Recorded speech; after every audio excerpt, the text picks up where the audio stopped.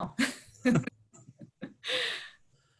Thank you. Welcome everybody to our virtual Maine Jumpstart Spring Conference. I'm always happy to be here. I think this is my third year presenting. Hopefully, if you are one of the people participating, you were not in the K-8 section earlier, although we tried to differentiate the K-8 and the 9-12. There's going to be a lot of similar resources being shared in terms of websites, although I'll talk a little bit differently about how some of that stuff can be used. But if you were in that, I don't want you to be surprised if you're seeing a lot of the same things. So what I'm going to do is show you a variety. I think it's about 5 key resources that you're going to want to be familiar with. I'm going to start very big picture and not focus on ones that are specific to distance learning or the no tech, low tech. I know it was kind of talked about in that way, and I'm really trying to do the big umbrella just about teaching personal finance, but with that understanding of the current environment. So what you should have up on your screen is the Maine Department of Education homepage. I always want to try to allow people to know how they can navigate places. So if you're on the Maine DOE website, if you go under teaching and learning, under content areas and standards,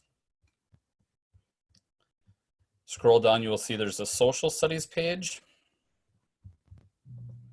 And this is the page that we're going to start by working from. This page is always here, although in the current situation, you'll see this blue bar, continuity of resources. This is an additional piece.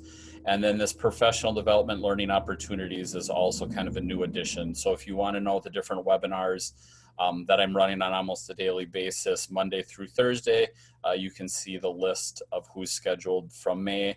And this is actually a little bit outdated. We've got booked out to June 11th with some sessions as well. If you'd like to participate in those, just make sure you click the register button there and I will get you all taken care of.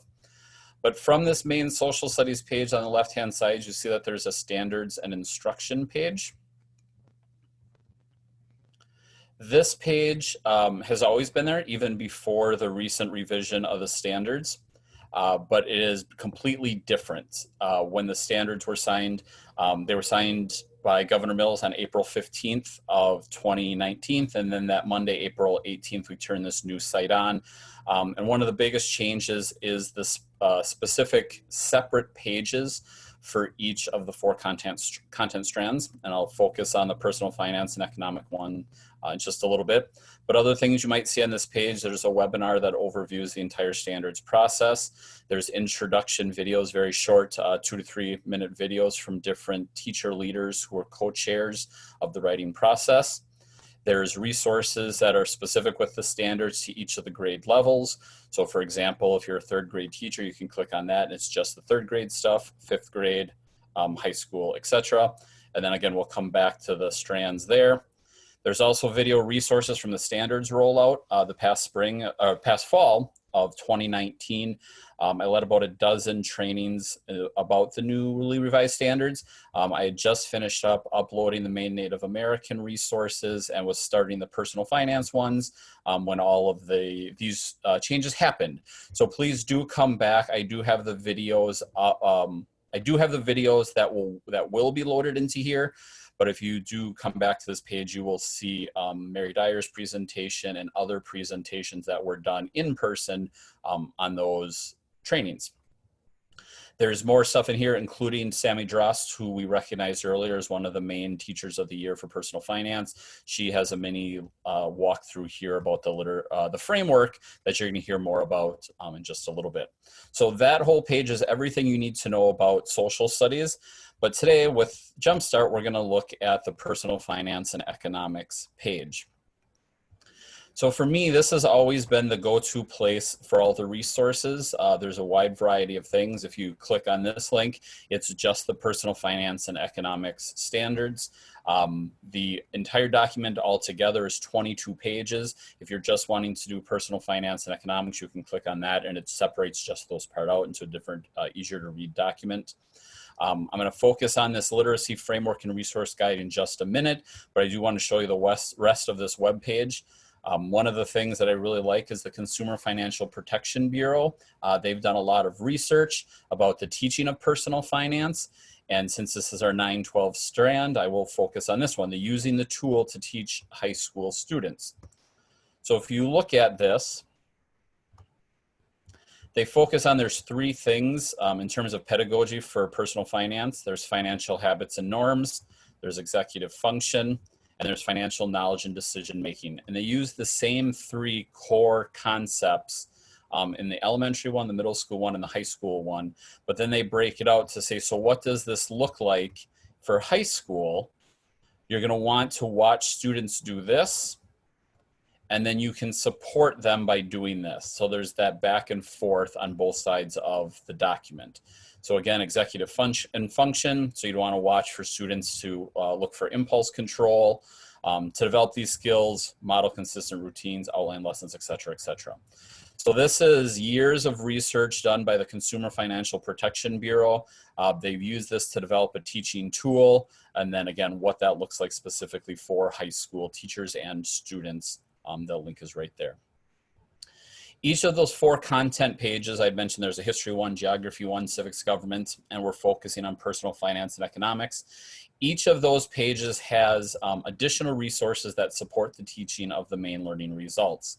For me, this is my best of the best, my kind of Casey Kasem's top 40, because I think we've really hit a point in teacher and education resources where Googling things are probably no longer helpful, because you're going to get such a long list of potential resources. And I think this is especially true in terms of personal finance and economics. Following the economic crisis of 2008, there was a lot of financial institutions, banks, government agencies that put a lot of money into the creation of resources to support the teaching of personal finance. And so there really is just so much out there to do. But on this page, what I have done is basically, these are the ones that I think of the most often. Or if you were to catch me on the street and say, Joe, I'm teaching personal finance, what resources should I use? For the most part, these are the ones that are going to come to my mind first, depending on exactly what you're looking for. But we see Next Gen, we see Take Charge Today. But right up here at the top, I put probably my favorites just in terms of such a wide, broad concept and coverage. And I know here we're talking 9-12, and that would be a great place for Next Gen Personal Finance, who just recently expanded into middle school. But as an overall page, and this is a place I think that as high school teachers to think about district-wide support, because I know it's not unique, but I hear it all the time, right? You work with a high school, and it doesn't even matter if it's personal finance or what the content is. They're like, well, but they didn't learn enough in middle school. And then you talk in middle school, they say, well, they didn't learn enough in elementary. And then the elementary teachers are like, yeah, but we have so much we need to cover. And so there's really that idea of what are the key things you'd want to build on. So even though this is a 9-12 session, I really want to point out Econ Ed Link, and then the St. Louis Federal Reserve, their resources, because they do really have this broad spectrum across for resources. So with the Econ Ed link, you see K2, 3, 5, 6, 8, and then you guys would want to do the 9-12 part. But in helping, if you're thinking, okay, well, my students in high school need a better understanding of some of these concepts, working with your middle school and or elementary to help them share resources, making sure that they are aware of what is available out there. And then what you can do is, and I think Econ Ed really has the biggest, again, broadest collection, is on this left-hand side. We're already into the 9-12 collection. But then you can start to try to look at, well, what am I wanting to teach? Is it an activity, an article? Do I want to do a lesson plan? What is the lesson plan on? I want to do a lesson plan on credit. I'm teaching my kids credit. So you can start to narrow some of those pieces. You hit apply. We go from 810 total lessons to 51. So maybe even that's too much. So you say, okay, well, it's a personal finance course. You add the layer. We go from 51 down to 28. And again, it's what are you looking for? You see longer, 135-minute, 45-minute, 90. You can look for what type of strategies. Is it an inquiry-based piece, or is it more direct instruction? You can align it with some different standards connections.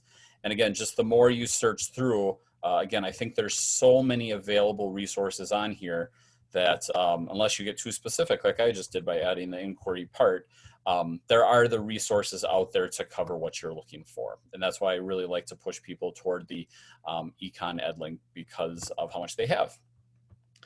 If you're at that 9-12 level and you're looking to support not only your classroom, but how to bring in more of that, the Federal Reserve Bank of St. Louis has created a scope and sequence for economic content and pulling some of these pieces in. So again, that idea, if you want to help bring people along the way, so that they're better prepared when you get to high school. So those resources are all on there. I will say in this resource page, it is a little bit more heavy in 9-12, for example, than compared to elementary, but there are a lot on there. However, what I really like is this financial literacy framework and resource guide. Because again, hitting on the idea that there are so many things out there for people to do, what I did is I tried to crosswalk all the pieces to give more information, and a thank you to Emma. I know she got a shout out earlier. She introduced me. Emma continues to work with me to help make sure this document is still up to date. But what we start with is an introduction to the rationale about why personal finance is important, what some of the things we see in Maine. For example, in a 2016 survey, 15% of individuals in Maine reported that their household spent more than their income, which is not a sustainable practice. But if we then get into the Maine learning results and performance indicators, so we're looking at what it says in grades 9 through diploma. Students understand the principles and processes of personal finance by, and here's all the things that are listed. And if you notice, there's little blue hyperlinks after it. So if we say students will understand the identifying factors that impact consumer credit, if you click on the credit and debt bookmark, it will take you to a section. It's a 39-page document. So this is on page 25 to help you navigate. So this is by time they graduate, this is what Jumpstart says you need for credit and debt. So develop strategies to control and manage credit cards. And then you'll see there's a lot of bullet points underneath that. So it gives you more information. They have additional little substandards. You'll see bullet point after bullet point after bullet point. So for me, it's really about that walking that fine line between the Maine learning results just maybe has just that one sentence that says, you know, students will understand credit and debt. And if you have a great background in that, or it says evaluating ways credit can be used, then that's great. You can work from that and probably feel very equipped to teach that. If that isn't necessarily your strength, you can come into back to where we're at. But there's also a part of me that feels like this is overwhelming. There's so much in here as well. Like, I don't know what to do with this. So really what I want to do is direct people to this right-hand side. So if you're talking about helping students understand credit and debt, because it looks at the one performance expectation and the Maine learning results, and you want to support that. If you look here, things have been noted for different grade spans. So these are lesson plans that are for grades 6 through 12, 9 through 12. And the grade ranges are what the company that made it or the resource, what they said it was. So there's a big list of resources here, but you can kind of look at the title and see what it might be about. Then there's different games and activities. So if it's not necessarily a lesson plan, but you want to have the kids do something a little more interactive. And then there's resources, which isn't necessarily a lesson plan or a game, but a lot of it is different loan calculators or resource pieces that you might use as part of a lesson. And then the last section is resources in Maine. So these are the different Maine-based organizations that have resources to help high school teachers or high school students learn about personal finance. So we have Junior Achievement, Bangor Savings, Central Maine Credit Union, et cetera, et cetera, et cetera. So what you've done is if you said, okay, I'm looking at the Maine learning results, or I want to tackle a certain topic, spending and savings, credit and debt, for example, this is your way to navigate around. So what I would ask is that instead of going to Google and saying, I want to teach high school investing, if you click on the 9 through graduation investing tab, go to the bookmark. I've pulled lessons that already align with the investing part. So the left-hand side will tell you a little bit more about how Jumpstart defines those standards, and then the right-hand side is going to be resources that support the teaching of that. So before I leave this, I'm going to take a quick moment. I think I said at the beginning, but I'll say one more time again.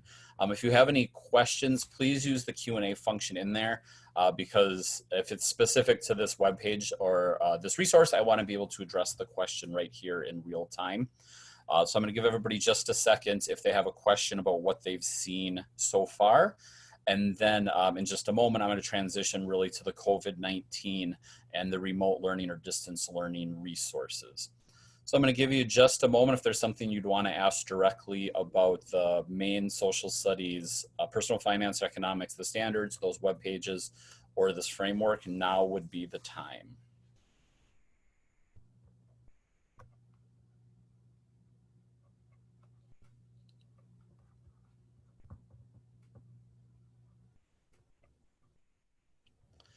Maureen says, are there any links or resources specifically developed for adult learners? I would say, Maureen, a lot of the things that, so what my experience would say would be that anything that's really geared, especially for 9-12 graduate type stuff, is a lot of the stuff that's just geared towards, I don't want to say specifically for adult learners, but it's going to be those same pieces that we're hoping that by 18, by graduation, these are the skills that they would want moving forward.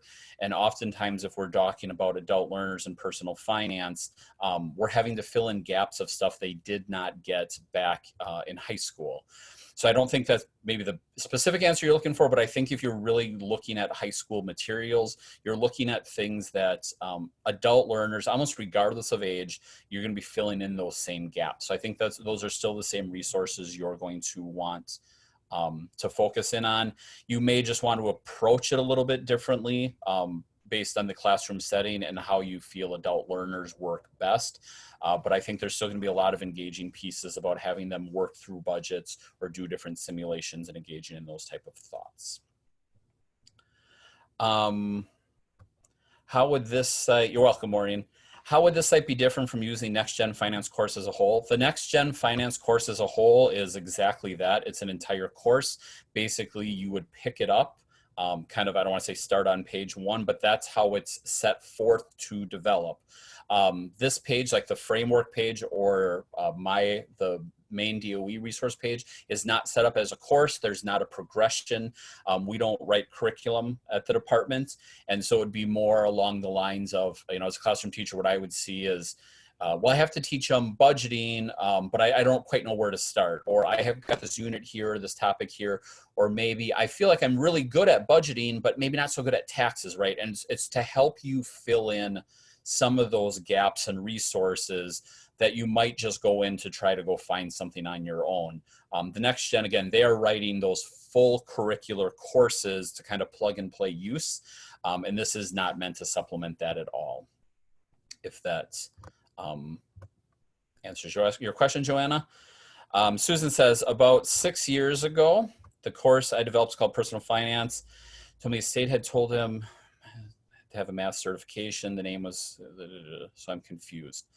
Okay, there is no personal finance certification in the state of Maine. There is not a specific category that personal finance certification fits under.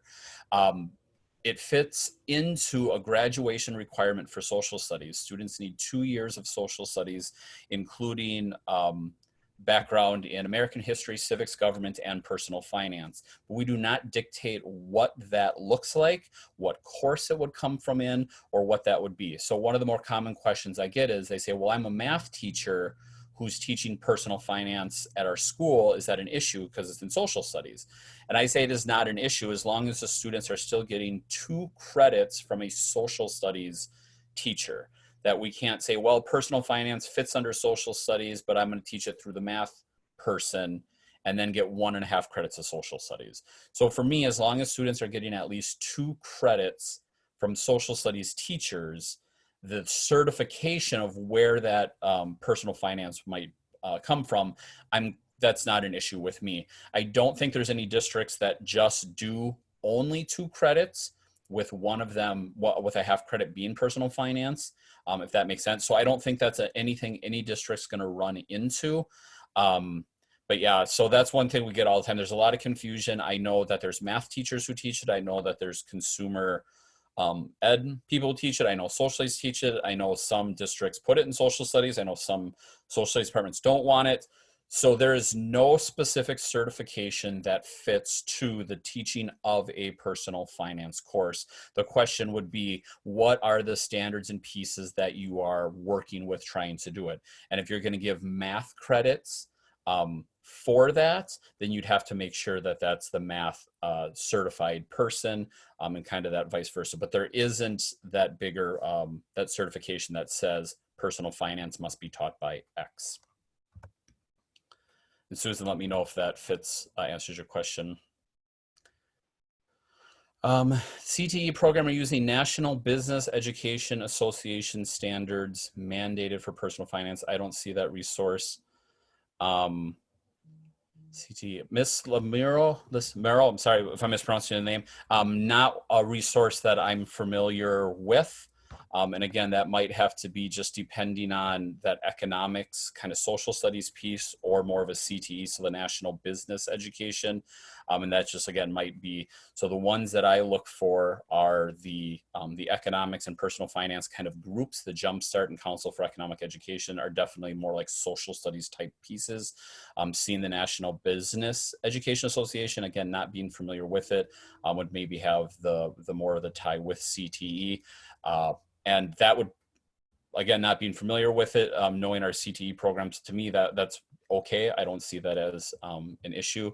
That is something I can look into as possibly putting on the site, but again, it's just something I'm not familiar with.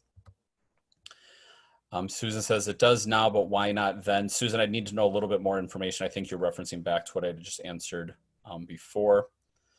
And Joanne says, thanks, Joe. I'm looking at this as a math teacher for special education. Yep. And it's a question I've gone and double checked with certification a handful of times. There is not a specific piece. Again, for me, my only issue would be is if you were to have a kid graduating from your school and said, well, we did 1 year of history, 1 half credit of geography, and then a half credit of personal finance from a math teacher. And that's our 2 credits of social studies. I would say that wouldn't fit, because not all 2 credits were from a social studies accredited teacher. But where it's being taught, the certification piece doesn't. And I'm actually going to try to make sure that NBEA. Mr. Lemare, is there any chance you can email me at joe.schmidt@maine.gov with that link, just to make sure I don't lose track of that with everything I've open right now? Awesome. Thank you very much. All right, I'm going to go ahead and move on to, thank you for all the great questions, you guys. I'm going to take us back to the main DOE page. And you'll see the banner just on every single page to begin with, but I like to start from kind of this home page just so you know what you're navigating. So one thing I want to bring you to first, it's our newest addition to the COVID-19 support. It's View Resources for Parents. And we've put together continuity of learning for parent resources and how to help them. And on this right-hand side, you'll see resource toolkits, and then you'll see a 6th through 12th grade. And what we've compiled here there are, again, hundreds and thousands of amazing educational resources available online. What these groups have done have very specifically said, if you are a parent or a family member or a caregiver working to support student education at home, we have something special for you, very specifically for that purpose. And so one of those is junior achievement. And they've put together a series. Again, they have an ongoing curricular piece that they will come into schools and share. And as soon as this loads up. So the Junior Achievement Program, so you see distance learning resources for educators, parents, and volunteers. And so again, here's standalone activities that support learning.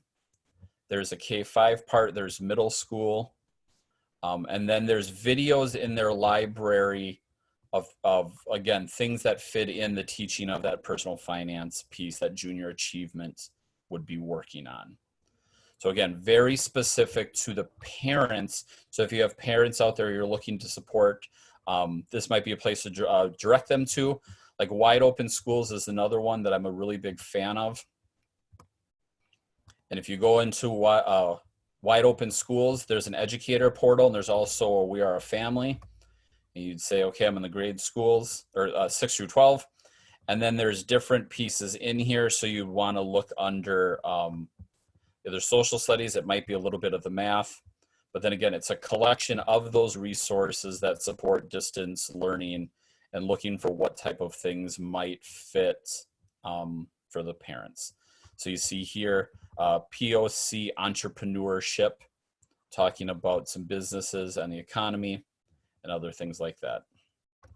So those are great family fronting resource pieces. The other section on that, this was more of one of the first things we built out, was the resources for schools. And you'll see there's a wide variety of things, important links on the right, Commissioner Macon's updates on the left, and right here in the middle are the content resources. And I'm going to take you to the social studies page. And again, you'll see this banner on top of the resources. I will come back. I want to show you kind of how this got built out.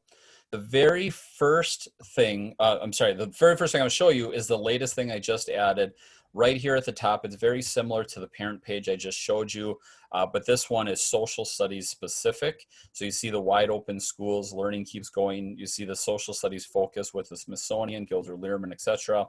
And then here you do have that link to junior achievement. And again, the K-5 or 612. So if you're looking for that personal finance piece specifically.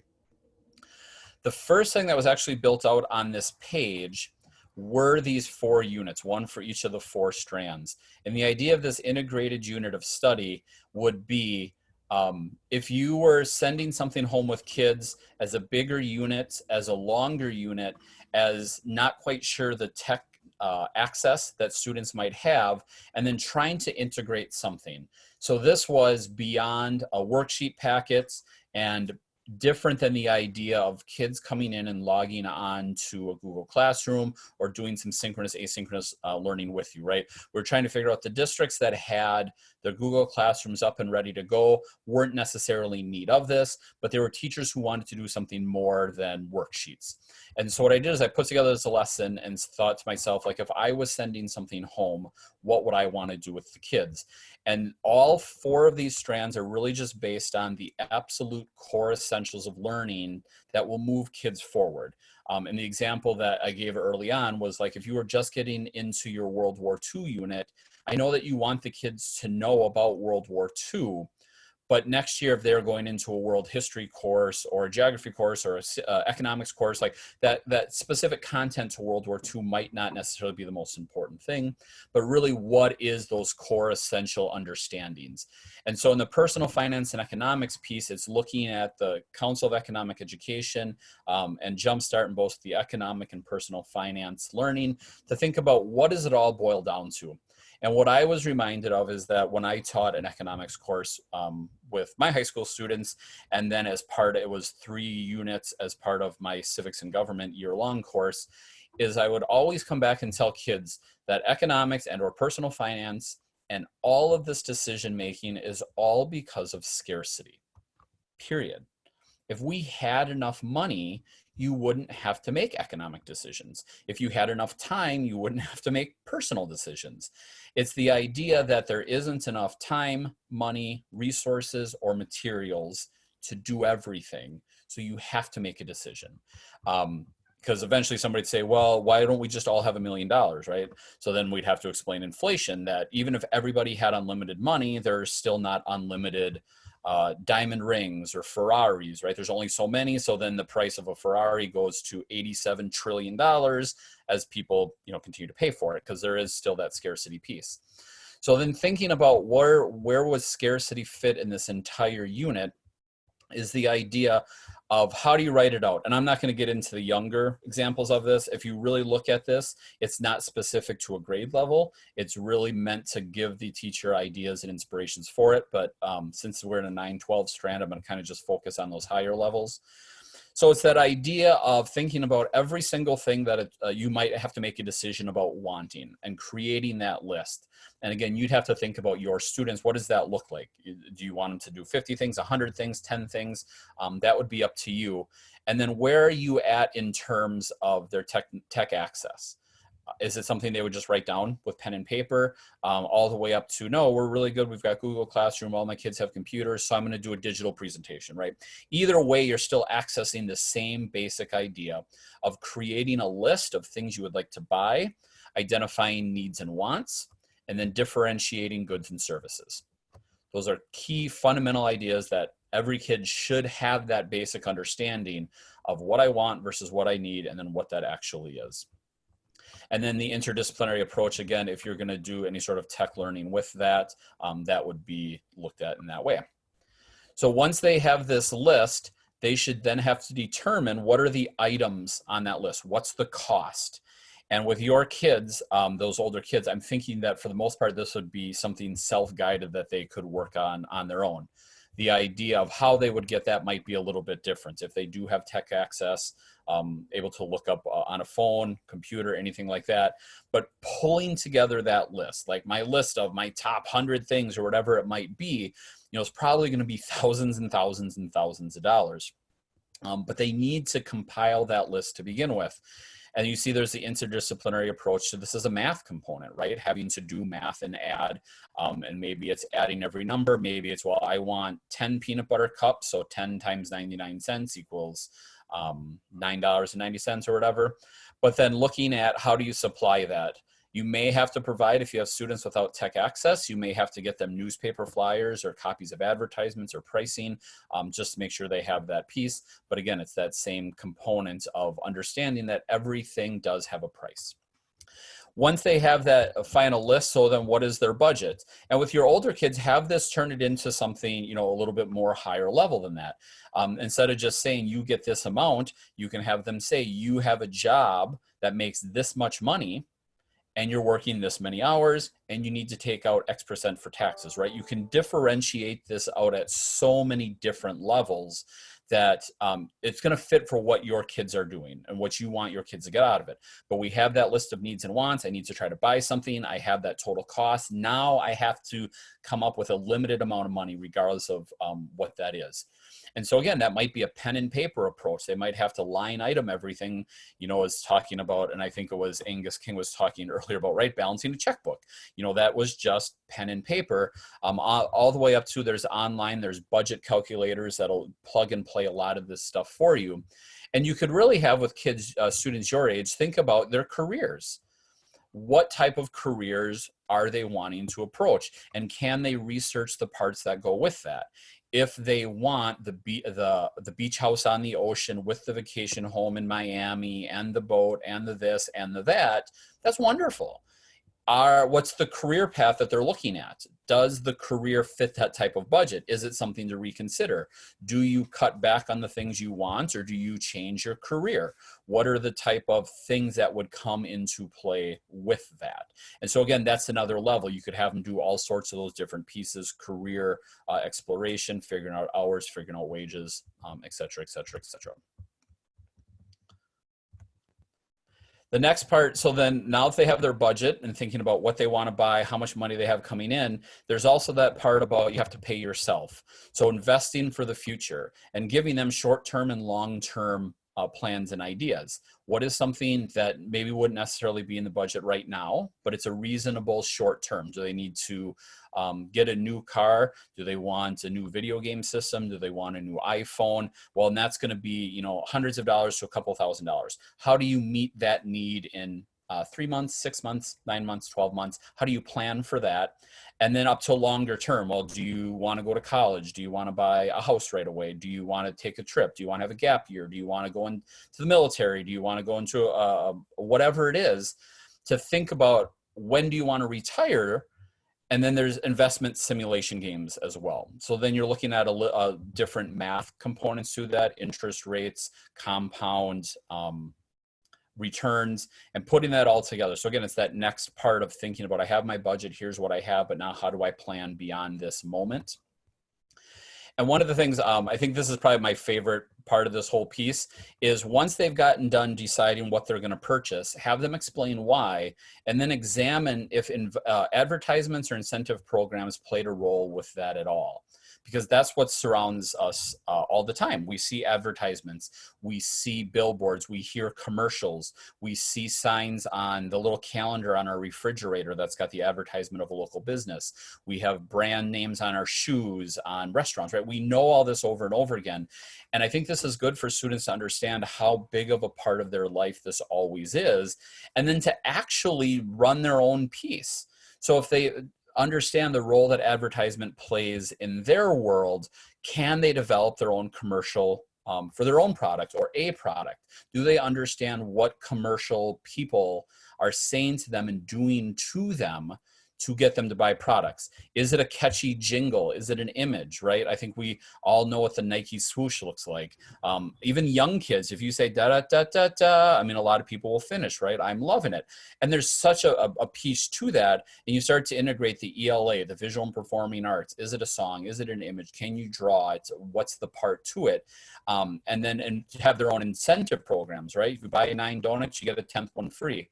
I'm seeing so many things on social media where families are talking about how much their kids are eating, that they're now labeling foods in the pantry with prices and then saying, okay, well, if you want that granola bar, that's $1. Pack of cookies, that's $2.50. You can earn $1 by emptying the dishwasher. You can earn $2.50 by cleaning your room, right? That's an incentive program. It's a labor capitalistic piece, but they're bringing the idea that not everything is free, and then there's different ways to get you to work through that. And then that last part, again, is to think about if they don't like their budget, if they're not happy, if they do want that second home in Miami, or if they want the bigger car, are they on any sort of plan and path to get them the things that they want? Or what are the parts that they may have to reevaluate? Is it looking at a different career? Is it looking at going to school or tech school or the military or working right after high school? Whatever that might be, those are, again, things that they can look at to think about their planning piece. And so if you were to do this one kind of project, if you were to flesh this out, right, I think I have 6 bullet points in here, and have students complete that 6 bullet points, they would really hit on all of the key concepts that are identified in understanding personal finance and economics. And you could layer it out at so many different levels, both no technology or very low technology for some students, or very high technology use depending on what you have. And again, if you have seniors and this is a real high level class, you can have that all fleshed out with taxes involved and paychecks and looking at a paycheck stub. Or if you have freshmen, right, that budgeting piece might just be, hey, let's just do some kind of straightforward stuff. Like I know Next Gen yesterday talked about their bean game, right? Allocating 20 beans, but you're still hitting those same key ideas. And so that was that first really fleshed out idea of supporting how do you send something home to really work with students to really get on those key essential ongoing topics. The other kind of first thing that was created is I took this tech-based curricular resource guide, and it was meant to minimize, again, that idea that I think if you look online, you're going to find thousands of resources. And so you would just follow your columns. I'm a high school 9-12 teacher, and I want to teach personal finance and economics. Here's kind of my go-to links. And you'll see like econ ed links in there, but it's 9-12. I'm taking you right to the specific 9-12 piece. Same with the Maine financial framework, same with the Consumer Financial Protection Bureau, trying to minimize the links. Instead of saying econ links to go to and you should go there, I'm saying here are the high school resources from econ link. You see Next Gen's in there, EverFi, finance, the Federal Reserve, and some other pieces. So instead of, again, wandering around everywhere, this is an even shorter list than the first one I showed you on the DOE page, because this one has fewer than 10 links. So if I'm teaching personal finance and economics, kind of remote or distance learning, if you were to ask me and reach out to me, I would say check these out. Find the places in here that fit. And to kind of go back to that additional question, if you want that plug and play, like NextGen does have those complete courses and units that are just done for you to work with right from there. Joanne, this document, again, thank you for asking. At the top, if you're on this continuity of learning social studies page, right in the blue section, it is bold and underlined right there. And just for sake, if you can't find the continuity of learning page for whatever reason, this is one of the key resources that is highlighted on that very first home page of the social studies page as well.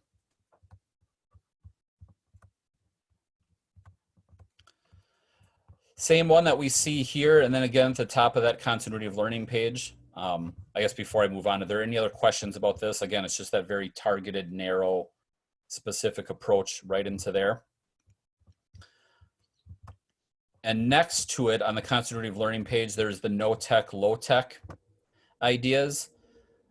And so this document has the 7 through 12, but you'll see this is kind of freshman, sophomore, and then junior, senior. And you would just scroll down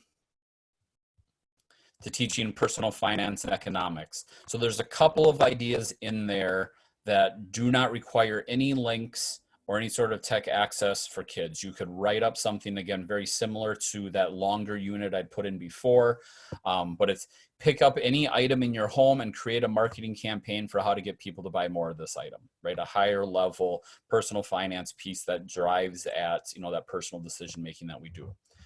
Examine a pay stub, one of yours or family member, look into the different ways in which payroll deductions impact your income. Again, to just kind of take that fine-tooth approach into looking at resources. And this is really, really just based on things that kids should have around the house or would be able to do around the house with little to no technology access of any kind. And you wouldn't have to necessarily say to that. You could say, well, I teach juniors, but I like this freshman, sophomore idea, or I even like this middle school, develop a plan for short-term saving, etc. Right? And then you could modify it. But everything you see on this list here is based on the idea that technology is not a need. Because a lot of the things when we saw early on, we were having to try to make sure that we were hitting students with doing the best for the most, which a lot of time was technology driven with districts and teachers that were ready to go with that, but then also understanding we had an access gap and making sure we were supporting teachers in that way as well. So I think I'm 1 minute over, although I know we've got a 10-minute gap until the next one. That is all the different resources that I did want to highlight. I will pay back attention to the Q&A section. Is there anything that people have for a question, something that I can address or speak to that would help? Oh, Garrett, I should have been paying attention. I didn't know Garrett was in the room. He's our featured video on our DOE social studies page. He'll probably be mad if I highlight him. You're welcome, Rebecca. No need to point that out. All right, Garrett, I'll skip it. I'm in the chat page. Jason, are you in this chat? The investment piece is hard as we're doing that now and no one logs in. I'm not quite sure if that was directed for me or a different point. Sammy's in here. Welcome, Sammy. Tina. Welcome, Rex. So Jason, can you clarify? I'm not 100% sure what you're asking for, or if it's something I've eventually addressed since you put in that question. I'm sorry, I didn't have the chat box open. And again, last call. I know that the next session starts back up in the general room in 2:15, and Emma or Brett, one of them, had said, well, there's not a next one, so we don't have to worry about going over, but I do want to make sure that those of you who do want to attend the 2:15 session can get that. Joanna, you are very welcome. That's always one of the things I always say is that my job is to remove barriers from teachers. You guys have plenty of things on your plate, and if I can compile as many things, like you said, into one place. We're working very hard. Commissioner Macon, and I know my direct boss, I think we understand that people don't see the DOE website or have not traditionally seen it as a resource. And that's something I'm really trying to get away from, so that if you're a social studies teacher in Maine, the first thing, I don't want you to go Google something. I want you to come check out my page and then say, go to the history page or personal finance or whatever and say, what does Joe have here that's helped narrow things down? Hard to get through. Good. Okay. So Jason, you're saying you are working on that investing piece, but if kids aren't engaged, yeah. And that's, I've heard that question, how do you get kids, to interact with this stuff? And I think a lot of it, some of those similar challenges, we have kids right in our own classroom that we struggle to engage as well. So thank you. You're welcome, Joan. Yeah. And so, I don't want to downplay the struggles of distance learning. I think it's just that same piece. So I guess if you're kind of asking a question, I'm just reflecting out loud a little bit, Jason, thinking about, one of the things I always talk about is voice and choice with kids, and how many different ways in or paths in can we get them. So in your example, you were talking about investing. Can you give students 3 or 4, 5 different ways to learn about investing choice, where they get to pick their own place, like with the voice on it? So I think about like the advertisement piece. I'm not going to tell them, you have to create a sneaker campaign or a fast food campaign. I would just say, pick something you would want to buy or something you would want to try to sell, right? And so the broader that we can open that up to begin with, I think you can cue them in on a lot more interest, right? Because it's something they're passionate about, that if you try to narrow those things down. But then the same way, and you can say, okay, well, you're going to do this by doing a collage or do a commercial or do a PowerPoint presentation, right? Again, those variety of different ways. And then the burden a little bit, again, I understand does fall on the teachers, right? Because if you get 20 different topics that are presented in 20 different ways, that's a different experience in trying to look at and assess. So that's why I think if at the heart of it, you're really boiling everything down to just those really, really core categories. To me, it doesn't matter if the kid wrote an essay, drew a picture, did a collage, did a video, built a website. What are those 3 or 4, like if we're talking about an advertisement, right? I want some sort of inspirational design, slogan, price point, color, or whatever you think those 4 key. Then a kid could do a 10-minute video, and as long as I'm just looking for those pieces, I think that's that transferable idea over. And I often talk about that in grounding inquiry, to say it's one question, but whatever your topic is, you're still addressing kind of that one piece. We start with selecting individual stocks, active, passive funds. They have a choice. So, okay, good. Yeah. And so I think, if you're giving them, Jason, if you're giving them so many different ways in and options, and you're not seeing some of the engagement, unfortunately, I think some of it's just going to be understanding, the kids are coming from so many different places right now. And who is, choosing to do the work, or is even able to do the work, or things to do. And I'm guessing you have an understanding of that. And yep, absolutely. And so I would just think, to kind of relieve yourself a little bit, if you feel like you're giving, so from my perspective, if you feel like, okay, I need to do investing, I'm giving kids opportunities to enter the learning at multiple points, I'm giving them choice to find different ways that it's meaningful for them. At that point, I think you've done all you can do, because again, just the situation and what we do or don't have control over. And so at that point, I think just at some point we have to accept that what we're doing now will never be able to fully replace the classroom experience, and then that's okay. And again, that's why I really like to just boil things down to, when I was all those examples, it was really that minimalist approach of what are the absolute 3, 4, 5 things kids need when they leave here, that are really, really transferable. And again, my history example that I always come back to, because it was the first time that it sparked in my head, like, well, we always do the Great Depression and do fireside chats. But like, what kids really need is how to understand context and reading of a speech, right? Like I'm going to hold on to that and find a way to move that learning forward, even if they don't fully understand the Great Depression, et cetera, et cetera. Brett did share a resource in there, it looks like. Jason, Maureen, you're welcome. Jason, you're welcome. Thank you, everybody, for attending. And I actually really appreciate how many people stuck around the extra 10 minutes as well. But please make sure that you do jump over to the teacher panel. I know that they've been working very hard in preparing for that. Thank you so much, Joe. That was great. Thank you, Emma. Thank you, everybody who asked questions.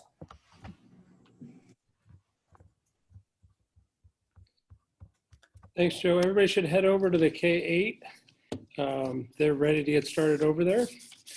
And I think I put the link in the chat.